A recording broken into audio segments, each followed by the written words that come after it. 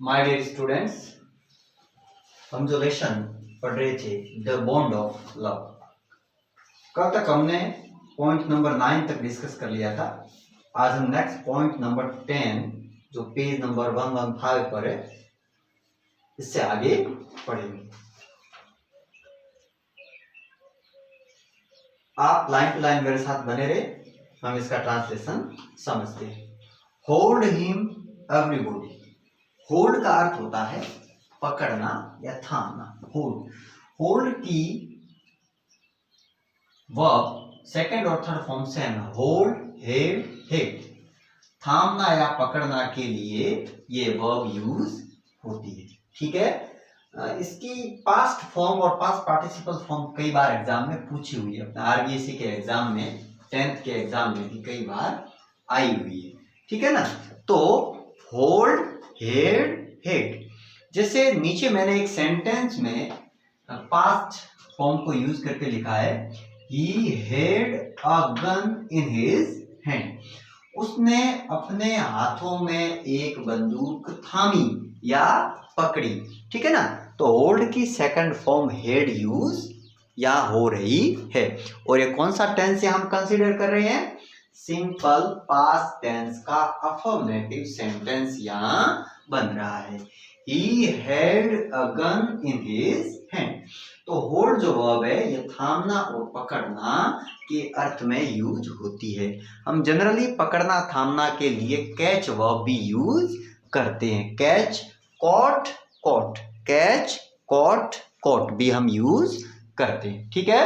तो यहाँ जो हम वर्ब को हमें साथ में याद कर लेना, होल्ड, हेड, हेड। ठीक है। तो होल्ड हिम एवरीबॉडी, उसने जो कल तक हमने पढ़ लिया था कि उसका जो ब्रूनो का मुंह है वो बिल्कुल खुला सा था, एंड गैपिंग माउथ, यहां तक हमने पढ़ लिया था कि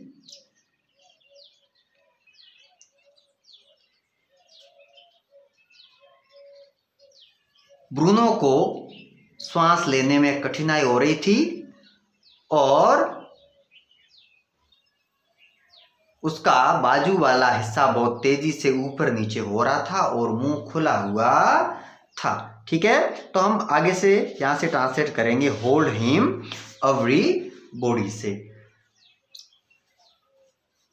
सभी लोगों या प्रत्येक व्यक्ति उसे पकड़ो। ठीक है। Hold him everybody. In goes the hypodermic, Bruno Squills. 10 cc of the antidote enters his system without a drop being wasted। Injection देने वाली लंबी सुई उसके शरीर के अंदर जाती है और ब्रूनो जोर से चीखता है। ब्रूनो स्क्विल्स, ब्रूनो जोर से चीखता है और जहर को कम करने वाली 10 cc दवाई की मात्रा उसके सिस्टम में बिना एक भी बूंद बर्बाद हुए प्रवेश करती है। मीन 10 cc जो 10 cc वॉल्यूम का जो इंजेक्शन है, एंटीडोट की जो मेडिसिन है, वो उसके शरीर में पूरी है, वो जो लिक्विड है वो चढ़ा दिया जाता है। 10 minutes later condition unchanged। 10 minutes later condition unchanged, another 10 cc injector। 10 minute के बाद भी उसकी स्थिति वैसी की वैसी रहती है और 10 cc का एक इंजेक्शन और दिया जाता है। another 10 cc injected। 10 minutes later breathing less stutters।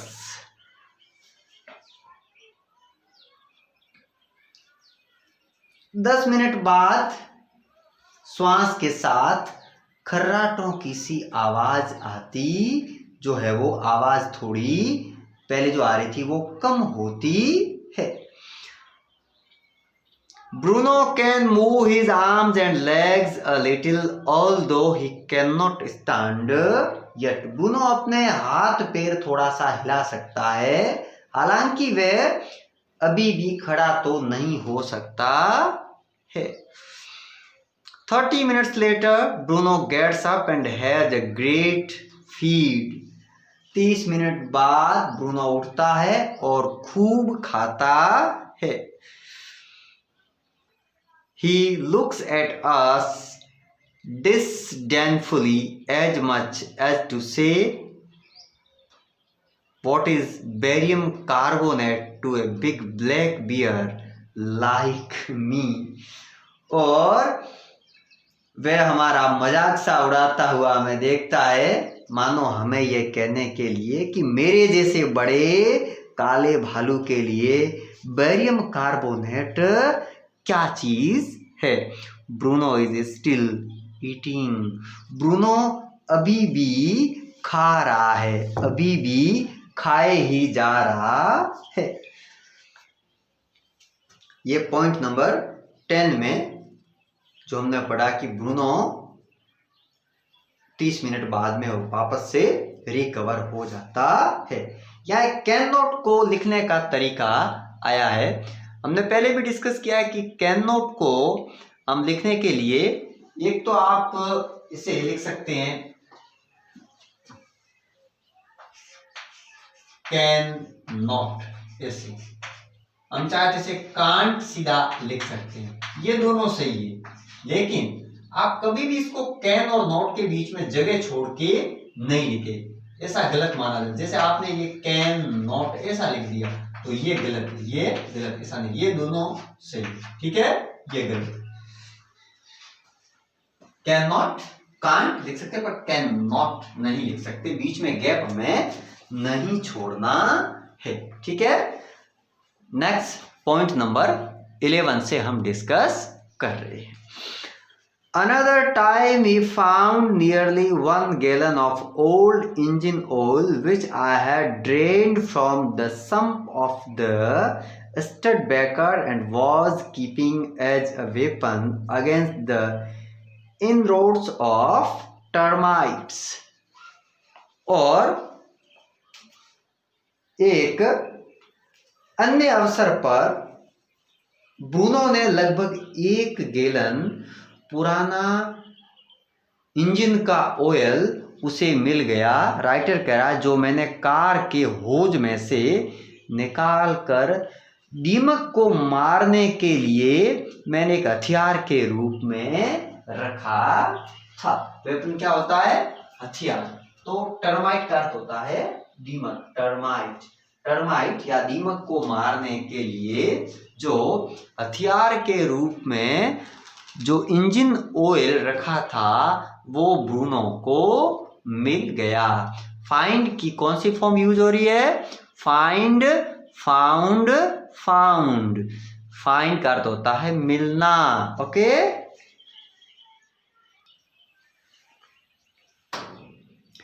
He promptly drank the lot, but it had no ill effects whatever. उसने ये सारा ऑयल पी लिया और इस ऑयल से उसका कुछ भी बुरा प्रभाव नहीं हुआ. मतलब इस ऑयल से उसका बुरा प्रभाव, उसके शरीर पर कोई प्रभाव नहीं पड़ा. ठीक है. Next,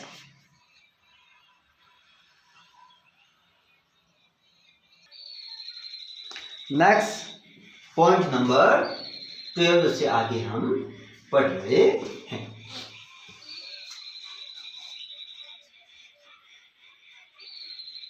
The months rolled on and Bruno had grown many times the size he was when he came.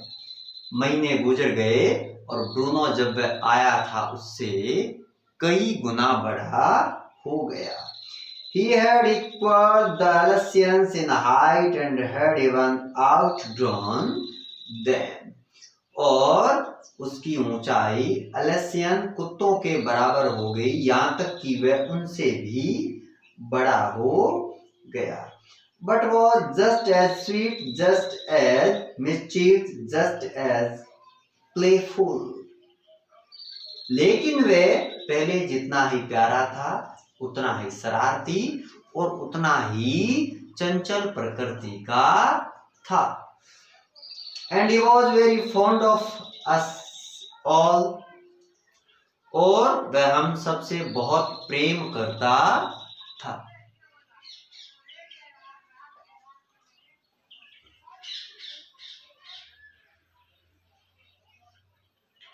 Above, he loved my wife and she loved him too. और इसके अलावा वह मेरी पत्नी को भी प्रेम करता था और वह भी उसे प्रेम करती थी। She had changed his name from Bruno to Baba, a Hindustani word signifying small boy. और उसने उसका नाम ब्रूनो से बदलकर बाबा रख दिया था, जो एक हिंदुस्तानी शब्द है और जिसका अर्थ होता है छोटा बच्चा। बाबा का अर्थ क्या होता है? छोटा बच्चा। बाबा ड्रेस वगैरह आती है ना छोटे बच्चों को पहनने के लिए। And he could do a few tricks too, और वह कुछ करतब भी दिखा सकता था। At the command Baba wrestle or Baba box, he vigorously tackled anyone who came forward for a rough and tumble. जब उसे आदेश दिया जाता था बाबा कुश्ती लड़ो या बाबा बॉक्सिंग करो, तो वह पूरे जोश और हिम्मत के साथ उनसे भिड़ जाता था।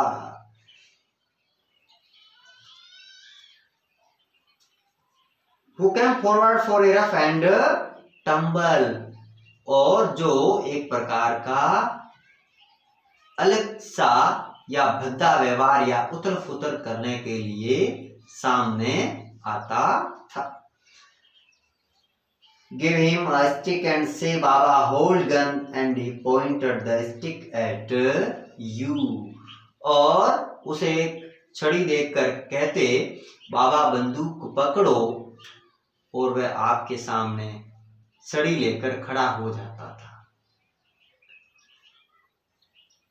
Ask him Baba where is baby, उसे जब हम कहते या जब उसे ये पूछो कि ask him Baba where is baby, बाबा बच्चा कहाँ है,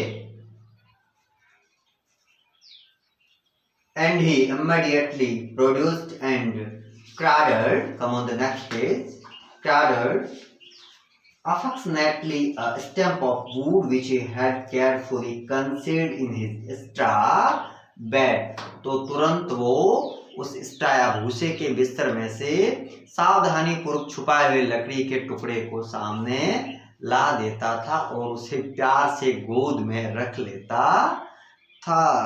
But because of the tenant children, poor Bruno और बाबा had to be kept chained most of the time.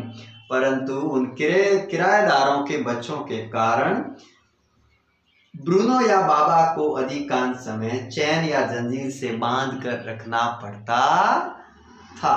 ये एक प्रकार की मुसीबत थी कि टेनेंट्स, अच्छा कई बार एग्जाम में ये टेनेंट्स वर्ड पूछा जाता, कोई किराया देकर के a person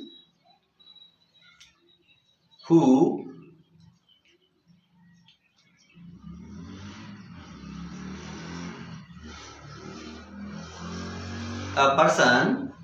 pay the rent for the house and lives there on a fixed agreement. कोई फिक्स एग्रीमेंट के साथ किसी के घर में रहता हो, किराया दे के रहता हो, तो उसके लिए वन वर्ड है टेनेंट। ओके, और यहाँ हमने काफी इंपॉर्टेंट स्पेलिंग मीनिंग भी हमने देखी है। तो टेनेंट्स का एग्जाम में कई बार ऐसा पूछा जाता है, those who live on rent, ये भी सीधा पूछ लिया जाता है, इसका अर्थ होता है किराएदार। ठीक है, और काफी हमने पहले, अच्छा एक गेलन वर्ड अंदर आया था, गैलन का मतलब होता है 4.5 लीटर जैसा जो भी लिक्विड या इस वॉल्यूम का जो लिक्विड रहता है उसे गैलन कहते हैं। GALLON 4.5 लीटर के लिए ये यूज होता है। तो आज हमने सेंटेंसेस में काफी जो कॉन्सेप्ट को पढ़ा, उसमें सभी मिक्स सेंटेंसेस थे, मिक्स टेंस के, सिंपल प्रेजेंट टेंस भी था और सिंपल पास्ट टेंस भी था, सभी हमने आज पढ़े। ठीक है, तो पॉइंट नंबर 12 तक हमने डिस्कस कर लिया है। आगे हम पॉइंट नंबर 13 से कल की अपनी नेक्स्ट क्लास में डिस्कस करेंगे। आप नियमित रूप से वीडियो देखते रहे, साथ साथ में घर पर पढ़ाई जारी रखें, मेरे साथ बने रहे। Thank you.